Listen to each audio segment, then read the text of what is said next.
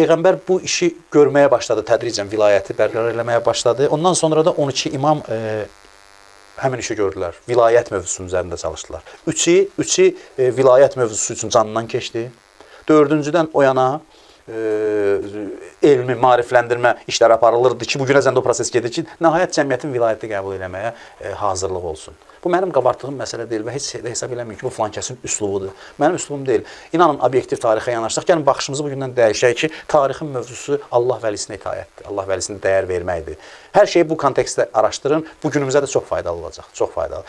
İnanın, diqqətlə baxın, İslam tarixinin bugünkü gündə, bugün cərəyan edən hadisələrin mehvəri yenə vilayətdir. Vilayəti qəbul edənlər, etməyənlər, edənlərin içində kimlər hansı şəkildə onu qəbul edir, hansı şəkildə qəbul etmir. Bugün o vilayətin timsalı kimlərdir?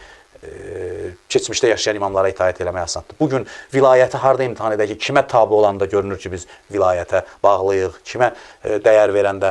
Sanki bəzi proseslər onu göstərir ki, bəşəriyyət məşq eləyir ki, Allah vəlisinə tabi olmaq, kiminsə timsalında o məşq dövrünü keçir ki, tabi olmağa hazırlaşır. Bunlar hamısı çox vacib mövzudur. İmamlar da ətrafına vilayətə cəlb edirlər, sonra sınaq gəlirdi, çalxalanırdı, saxtalar ayrılırdı.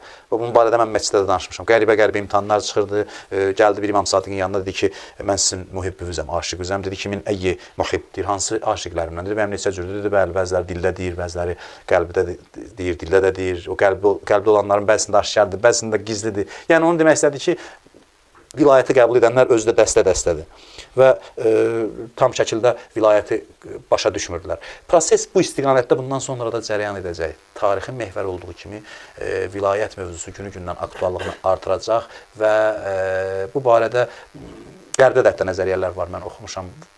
Vaxt olmur o mövzulara, mən istəyirəm ki, öz kontekstimizdən çıxmayaq deyə o mövzulara toxunmaq istəmirəm. Amma yəni tarixin qızıl dövrü ancaq və ancaq insanlığın bu həqiqəti başa düşməsi ki, bilirsiniz, onun başının üzərində vilayət olmalıdır, o vilayəti təmsil edən adam olmalıdır və cəmiyyətin mehvərini o təşkil eləməlidir. Bu hazırlıq budur, zuhur prosesinə hazırlıq budur və günü-gündən də bu proses sürətlənəcək. Bilirsiniz, eyni proses hamımızın gözünün önündə baş verir. Mən sizi sadəcə bir baxışa dəvət eləmək istəyirəm ki, bu eynə ilə baxın, onda inanın tarixin ruhunu adam hiss edir. İnsan başa düşür, hara gedir, bəşəriyyət hara gedir.